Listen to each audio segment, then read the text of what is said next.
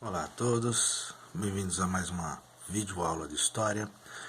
Pessoal do sexto ano, a gente vai ver aí a última videoaula falando sobre Grécia e depois a gente começa a falar sobre Roma. Então, vamos ver os três últimos assuntos aí. Guerras médicas, Guerra do Peloponeso e período helenístico com Alexandre o Grande. Vamos lá. Então, período clássico ali na Grécia foi entre 600 a.C. e 400 a.C. Teve aí o desenvolvimento da democracia, das artes, da filosofia, aquilo que a gente já estudou, mas agora realmente vai desenvolver. Muita gente vai discutir esses assuntos aí. Então, esse momento aí, né, da história grega foi marcado por conflitos externos e internos. Então, vamos ver primeiro os conflitos externos. As guerras médicas. Então, foi uma guerra ali entre os povos gregos e os povos medo-persas. Por causa desse nome aí, Medo, né? Então, as guerras médicas, né? Os medos, aconteceu ali no século V, né? O século V antes de Cristo. E esse Império Persa, né? O império aí desses povos aí dos Medo-Persas, então esse Império Persa queria chegar no Ocidente, ou seja, queria chegar ali na Europa. E para chegar na Europa eles resolveram atravessar o território grego, só isso. Então tem aí no mapa, eles saem ali de baixo, tem Pérsia, Média, ali tem os persas, os medos, eles sobem, atravessam a Síria, vão passando ali em direção à Europa até que eles chegam aí na região da Grécia. Então, lógico que isso ia dar conflito, ia dar briga, ia sair uma guerra. Então, na época desses conflitos, as cidades-estados gregas, ou seja, Esparta, Atenas e outras cidades, ficaram em risco, né? Porque era guerra, então era uma época bastante complicada. E as polis, né, as cidades, elas precisaram se unir. Então eles se uniram e lutaram contra os reis persas, Dario I, né, e o filho dele, Xerxes. Tem acho que é um filme bastante famoso que fala disso, aí, Os 300 de Esparta. Tem nos links falando bastante sobre as guerras também, mas, de qualquer forma, os gregos criaram duas frentes para combater os persas. Então, de um lado, a Liga do Peloponeso. Quem comandava era Esparta. E não tinha novidade, seguia a tradição militar. Então, aquilo que a gente já estudou, a tradição militar espartana era realmente isso. E do outro lado, a Confederação de Delos, ou seja, quem comandava essa era Atenas. E as cidades que estavam envolvidas aí, eles tinham que ajudar, né, contribuir com Atenas, fornecendo ali homens, barcos, dinheiro, ou seja, Atenas tinha uma outra forma de governar, normalmente diferente ali do militarismo de Esparta. De qualquer forma, esses dois blocos se uniram e não permitiram que os persas invadissem a Grécia. Então, no final dessa guerra aí, Atenas saiu hegemônica. Então, toda aquela região grega, agora Atenas ia ser a grande cidade ali, ia comandar as outras polis, né, as outras cidades, ou seja, se de um lado Atenas vai comandar, do outro lado, lógico que Esparta vai entrar em declínio, vai ter problemas seríssimos. E mais óbvio ainda que isso ia dar guerra. Esparta não ia deixar quieto.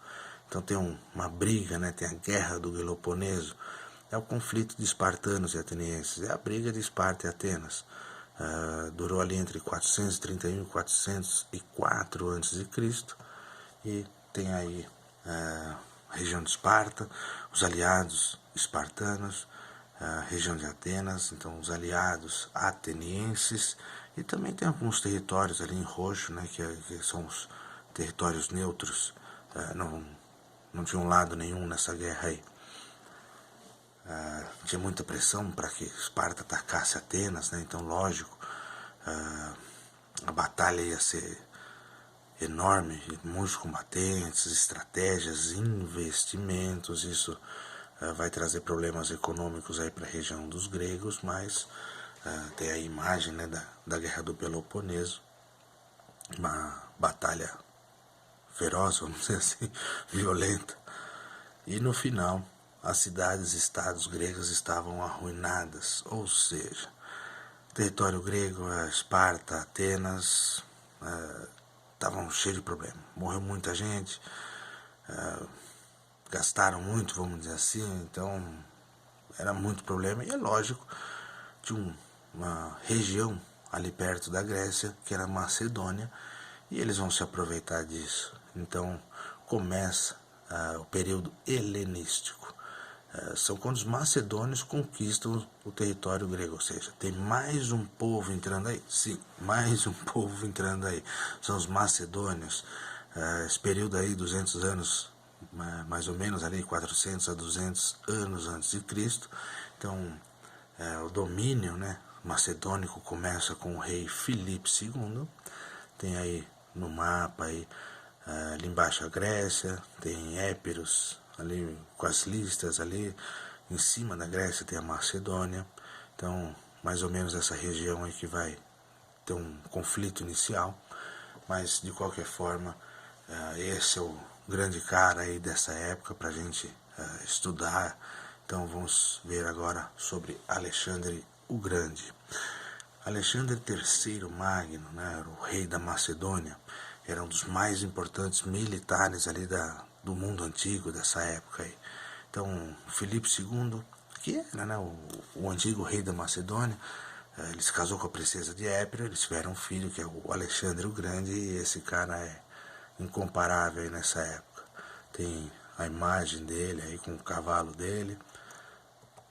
E na infância, Alexandre o Grande ele foi tutelado, né? Entre aspas, ele teve como professor ali Aristóteles, que era um grego, um filósofo grego conhecidíssimo, importantíssimo.